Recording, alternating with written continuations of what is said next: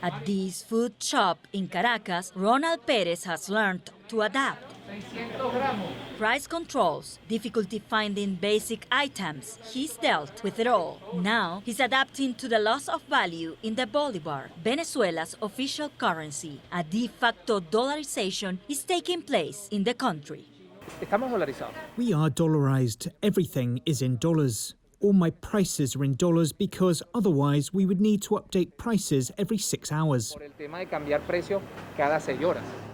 According to the IMF, consumer prices in Venezuela have increased 6,500% this year. And the private firm Ecoanalytica says more than 60% of commercial transactions are made in foreign currency. Here in Venezuela, the monthly minimum wage is less than $1 a month, making it impossible for many people to make ends meet. Many Venezuelans report the situation has become more difficult because of U.S. sanctions on Venezuela's oil business. Until recently, oil accounted for more than 95% of Venezuela's export revenue. The U.S. sanctions, mismanagement, and corruption all are seen as factors in the collapse of Venezuela's oil industry.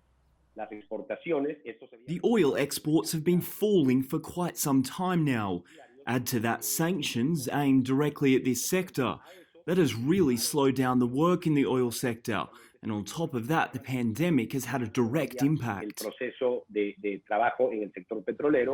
The government continues its effort to guarantee social aid to the poorest. It is delivering boxes of food to around 7 million Venezuelan households.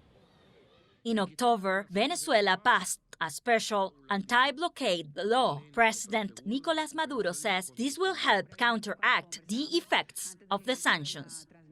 They have frozen our accounts. They have robbed our resources abroad. They have frozen and stolen our important assets. Venezuela has also turned to allies like Russia and Iran to keep the oil output afloat and supply the domestic market with gasoline.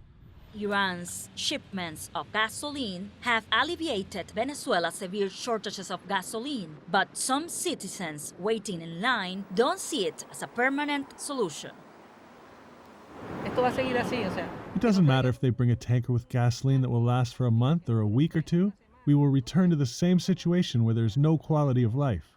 A new U.S. administration could mean a change in the policy towards Venezuela and an ease on sanctions, but that doesn't guarantee an improvement in current economic conditions. In order to change this economic situation, clearly you have to make a significant and radical turn in your public policies. And in addition to that, to solve the political situation, it is essential to have consensus.